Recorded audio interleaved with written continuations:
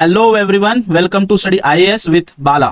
मित्रांनो, 3 दिवसांपूर्वी म्हणजेच 14 मे ला बलोचिस्तानचा एक लीडर आहे ज्याचं नाव आहे मीर यार बलोच. ह्याने आपल्या ट्विटर हँडलद्वारे बलोचिस्तानच्या इंडिपेंडन्सचं डिक्लेरेशन जे आहे ते केलं होतं आणि ह्यासोबत म्हणजे इंडिपेंडन्सला डिक्लेअर करण्यासोबत त्याने भारताकडे एक रिक्वेस्ट केली होती की ह्या पूर्ण जर्नीमध्ये बलोचिस्तानला इंडिपेंडंट करण्याच्या जर्नीमध्ये भारताचा जो सपोर्ट आहे तो बलोचिस्तानला खूप मॅटर करतो. त्यामुळे त्यांनी नरेंद्र मोदींकडे ही रिक्वेस्ट केली होती आणि त्यांना हे पण आश्वासन दिलं होतं की येणाऱ्या काळामध्ये जे भारत आणि पाकिस्तान ह्या दोन देशांविरोधात ऑलरेडी कॉन्फ्लिक्ट चालू आहे आणि येणाऱ्या काळामध्ये जे टेररिझमला कर्ब करायची किंवा थांबवायची टेररिझमचा नाश करायचा जो भारताचा प्लॅन आहे त्याला बलोचिस्तानचे 60 मिलियन पीपल जे आहेत, 60 मिलियन लोक जे आहेत ते भारताला पूर्णपणे सपोर्ट करताना दिसणार आहेत. आणि त्यांनी ह्या मीर यार बलोचने हे देखील सांगितलं होतं की जर चायना इथे पाकिस्तानला ह्या वॉरमध्ये सपोर्ट करतो, इंडिया वर्सेस पाकिस्तानमध्ये चायना पाकिस्तानच्या बाजूने उभा राहत असेल तर बलोचिस्तान जो आहे तो भारताच्या बाजूने पूर्णपणे उभा राहिलेला येणाऱ्या काळात दिसणार आहे. हे आश्वासन मीर यार बलोचने बलोचिस्तानच्या 60 मिलियन लोकांच्या मार्फत नरेंद्र मोदींना, जे आपले प्राईम मिनिस्टर आहेत आणि आपल्या देशवासियांना दिलेलं होतं. त्यानंतर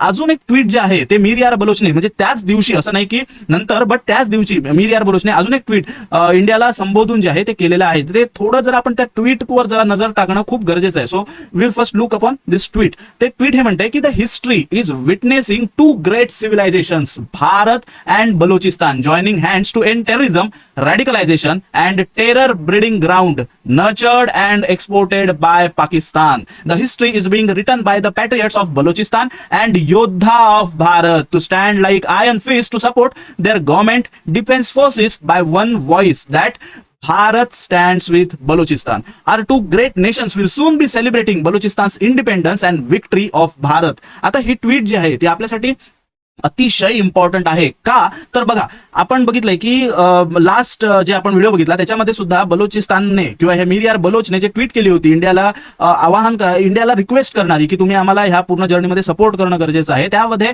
काही पोस्टर्स जे आहेत ते बलोचिस्तानकडून किंवा बलोच लिबरेशन आर्मीकडून पोस्टर्स देखील व्हायरल केले गेले होते, ज्यामध्ये इंडियाचा फ्लॅग आणि बलोचिस्तानचा फ्लॅग जो आहे तो एकत्र दाखवलेला होता आणि we are united by peace, stability वगैरे अशा पद्धतीची ज्या घोषणा आहेत त्या तिथे करताना आपल्याला दिसत होत्या. तर हे सगळं बघितल्यानंतर आणि हे ट्विट बघितल्यानंतर आपल्याला एवढं समजतंय की बलोचिस्तान जो आहे तो भारताला कंटिन्युअसली सांगायचा प्रयत्न करत आहे की बलोचिस्तान आणि भारत हे दोघंही लाईक माइंडेड कंट्रीज आहेत, लाईक माइंडेड स्टेट्स आहेत. त्यामुळे बलोचिस्तान आणि भारताला दोघांनाही एकमेकांचं कॉपरेशन जे आहे ते ह्या रिजनमध्ये करणं खूप गरजेचं आहे. जर आता आपण अफगाणिस्तानच्या बाबतीत जरी बघितलं तरी आपल्याला हे माहिती आहे की तालिबान जरी गव्हर्नमेंट असलं अफगाणिस्तानमध्ये तरी भारत आणि अफगाणिस्तान ह्या दोन देशांमध्ये जे रिलेशन्स आहेत ते आजही चांगले बघायला मिळतात. आणि रिसेंटली आपल्याला जर माहिती असेल तर एस जयशंकर, जे आपले एक्सटर्नल अफेअर्स मिनिस्टर आहेत, त्यांनी तालिबानच्या फॉरेन मिनिस्टरला ह्या केसविषयी भारत पाकिस्तान केस विषयी टेलिफोनवर जे आहे ते त्यांचं कन्व्हर्सेशन झालेलं होतं. त्यामुळे इथे जर ह्या रिजनमध्ये तालिबान सोबत जे रिलेशन, तालिबान सोबत म्हणण्यापेक्षा अफगाणिस्तान सोबत जे रिलेशन भारताने मेंटेन केलेले आहे त्याच पद्धतीचे रिलेशन येणाऱ्या काळात भारताने बलोचिस्तान सोबतही मेंटेन करावे, अशा पद्धतीचं अपील जे आहे ते वारंवार बलोचिस्तानकडून करताना आपल्याला बघायला मिळत आहे. आणि बलोचिस्तान कंटिन्युअसली, आपण हे जे मी जे भर देऊन बोलत होतो की योद्धा ऑफ भारत, इथे पण आपण बघू शकतो की भारत, प्रत्येक ठिकाणी आपण बघू शकतो की भारत या शब्दाचा यूज जो आहे तो बलोचिस्तानकडून वारंवार केला जात आहे. कारण आपल्याला माहिती आहे की भारतीय लोकांच्या भारत ह्या शब्दाशी ज्या इमोशन्स जोडलेले आहेत त्या अतिशय भयंकर प्रमाणात मोठ्या आहेत. आणि आपण रिसेंट पिरियडमध्ये बघितलं असेल तर इंडियामध्ये इंडिया वर्सेस भारत हा जो डिबेट आहे तो देखील आपल्याला बघायला मिळालेला आहे. त्यामुळे कंटिन्युअसली बलोचिस्तान ह्या गोष्टीवर भर देत आहे आणि भारताच्या इमोशन्सना एक्साइट करायचा प्रयत्न करून हे सांगत आहे की आपण लाईक माइंडेड कंट्रीज आहे आणि पाकिस्तान ही आपली कॉमन एनिमी आहे. इकडे आपल्याला हे बघायला मिळेल की कॉमन एनिमीचा जो शब्दाचा जो उच्चार आहे तो बलोचिस्तानकडून वारंवार केला जात आहे. त्यामुळे जर येणाऱ्या काळात भारत बलोचिस्तान सोबत हात मिळवणी करून पाकिस्तान विरोधात लढा देणार असेल तर ते ती डेव्हलपमेंट आपल्याला खूप इंटरेस्टिंग बघायला मिळणार आहे. बट आता हा व्हिडिओ करण्यामागे जो माझा मोटिव्ह आहे तो असा आहे की हे सगळं ट्विट वगैरे झाल्यानंतर अजून एक जो बलोचिस्तानचा लीडर आहे ज्याचं नाव आहे रझाक बलोच, तर ह्या रझाक बलोचने एक अजून एक ANI जे आपलं न्यूज मीडिया आहे किंवा मीडिया चॅनल आहे त्याला इंटरव्ह्यू दिला होता आणि त्या इंटरव्ह्यू मध्ये रझाक बलोचने हे क्लेम केलंय की बलोचिस्तानमध्ये जी 70 to 80% पोर्शन जो आहे तो बलोचिस्तान लिबरेशनच्या अंडर आहे, म्हणजेच पाकिस्तान आर्मीची इथे काहीही गय केली जात नाही आहे. 70 to 80% कंट्रोल बलोचिस्तान लिबरेशन आर्मीकडे आलेला आहे. फक्त 10-20% जे काही आहे ते पाकिस्तान आर्मीच्या हातात आहे. तर ते 10-20% कुठले आहेत ते जर आपल्याला बघायचं असेल तर हा जो बलोचिस्तानचा मॅप आहे तो आपल्याला बघणं खूप गरजेचं आहे. तर ह्या बलोचिस्तानमध्ये आपण इथे बघू शकतोय की इथे क्वेटा जे रिजन आहे तो आहे आणि इथे ग्वादर पोर्ट जो चायनाद्वारे डेव्हलप केला जातोय तर तो ह्या रिजन मध्ये डेव्हलप केला जात आहे. तर हे दोन रिजन जे आहेत इथे पाकिस्तान आर्मीचा जो कंट्रोल आहे तो आपल्याला बघायला मिळतो. Otherwise this rest of the Balochistan is controlled by Balochistan liberation army किंवा BLA ज्याला आपण म्हणतो त्याचा कंट्रोल इथे आपल्याला बघायला मिळतो. आणि जर आपल्याला आठवत असेल तर इथे एक बोलन पास म्हणून एरिया आहे आणि जर आपल्याला माहिती असेल की 1-2-3 महिन्यापूर्वी जाफर एक्सप्रेस जी आहे तिचं हायजॅकिंग ह्या बोलन एरियामध्ये करण्यात आलं होतं आणि त्यावेळी पाकिस्तान आर्मीच्या बऱ्याच जी लोक आहेत त्यांना मारण्यात आलं होतं BLA द्वारा. म्हणजे आपण बघू शकतो की किती कंट्रोल आहे. आणि जर अजून तुम्हाला कंट्रोल किती आहे जर सांगायचं असेल तर एक आय गेस कुठल्या तरी लेडीने, पाकिस्तान लेडी वगैरे कोण असेल मला माहिती नाही, पण एक इंटरव्ह्यू आला होता त्यामध्ये त्या लेडीने असं म्हटलं होतं की जे पाकिस्तान रात्रीचा जो 8 ते सकाळी 5 वाजताचा जो टाइम आहे ह्या टाइम मध्ये पाकिस्तान आर्मी ह्या एरियामध्ये फिरायला भयंकर घाबरते, कारण ह्या टाइम मध्ये BLA ची जी दहशत आहे पाकिस्तान आर्मी विरोधात ती प्रचंड प्रमाणात वाढलेली आहे. आणि आपल्याला जर माहिती असेल तर अफगाणिस्तानमध्ये जे तालिबान गव्हर्नमेंट आहे ते देखील बलोचिस्तानला किंवा BLA ला हिडन सपोर्ट जो आहे तो आपल्याला करताना दिसतं. त्यामुळे BLA ची जी स्ट्रेंथ आहे ती गेल्या काळात भरपूर वाढलेली आहे आणि येणाऱ्या काळात देखील ती वाढताना आपल्याला दिसणार आहे. सो रझाक बलोचने हे क्लेम केलंय की 70 to 80% कंट्रोल जो आहे तो BLA कडे आहे. त्यामुळे ह्या इंडिपेंडन्स मुवमेंटमध्ये लवकरात लवकर भारताने आम्हाला सपोर्ट करणं गरजेचं आहे. आम्हाला आर्म्सची गरज आहे. जे आमच्याकडे आर्म्स आहे त्या आर्म्सवरून आम्ही 70 ते 80% कंट्रोल मिळवलेला आहे. जर आम्हाला अजून ग्लोबल कम्युनिटीकडून आर्म्स किंवा वेपनरी जी आहे ती जर प्रोव्हाइड केली जाते, डिफेन्स इक्विपमेंट्स प्रोव्हाइड केले जातात, तर येणाऱ्या काळात बलोचिस्तान हा पूर्णपणे पाकिस्तानच्या हातातून गेलेला असणार आहे. हा जो क्लेम आहे तो रझाक बलोचने केलेला आहे. तर आपण थोडंफार हे समजून घेणं गरजेचं आहे की बलोचिस्तान लिबरेशन आर्मी किंवा बलोचिस्तानचे लीडर्स जे आहे ते कंटिन्युअसली हे डिक्लेअर करतात की बलोचिस्तान एक इंडिपेंडंट कंट्री आहे किंवा एक सेपरेट सॉवरिन देश आहे. आणि इव्हन त्यांनी जर आपल्याला माहिती असेल तर त्यांनी देशाचं नाव जे आहे ते पण दिलेलं आहे, ज्याला आपण डेमोक्रॅटिक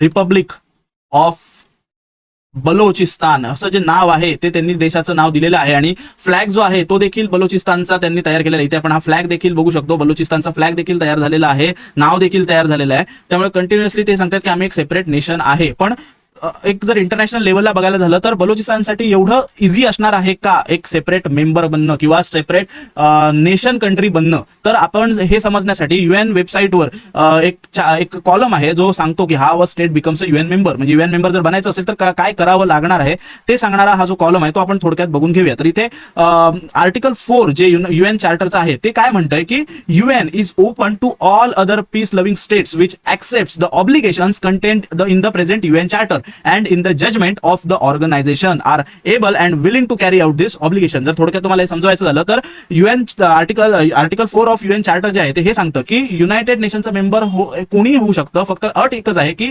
UN चार्टरमध्ये जी ऑब्लिगेशन्स आहेत ती त्या स्टेटला मान्य असणं अतिशय गरजेचं आहे आणि ती ऑब्लिगेशन्स त्या स्टेटने फॉलो करणं गरजेचं आहे. जर हे करत असेल तर UN is open to all. But एवढं सोपं आहे का? जेवढं सोपं ह्या आर्टिकल 4 मध्ये मेन्शन केलेलं आहे तेवढं सोपं एखाद्या कंट्रीला रिकॉग्निशन मिळणं आहे का? तर मी सांगेन नाही. कारण ह्या पुढे अजून एक पॅराग्राफ आहे तो हे सांगतो की बघा, any recommendation for admission must receive 9 affirmative votes of council members and no veto or negative vote from any of the 5 permanent members. आता बघा, तुम्हाला जर UNSC युनायटेड नेशन सिक्युरिटी काउन्सिलचं स्ट्रक्चर सांगायचं झालं तर आपल्याला माहिती आहे की UNSC चे 2 टाईपचे मेंबर आहेत, एक तर परमनंट मेंबर आणि एक तर नॉन परमनंट मेंबर. तर नॉन परमनंट मेंबरची जी संख्या आहे ती टोटल 10 आहे आणि परमनंट मेंबरची संख्या जी आहे ती 5 आहे. आता त्यांनी हेच म्हटलंय की हे नॉन परमनंट मेंबर्स काउन्सिलचे आहेत त्या काउन्सिलच्या 10 पैकी 9 मेंबर्सचं जे वोट आहे ते इथे गरजेचं आहे आणि त्यानंतर हे जे परमनंट मेंबर आहेत त्यातले 5ही मेंबर्सनी ह्याला ऍग्री करणं गरजेचं आहे. एकही जर इथे कंट्री किंवा एकही मेंबर जर इथे व्हेटो पॉवरचा यूज करतं तर त्या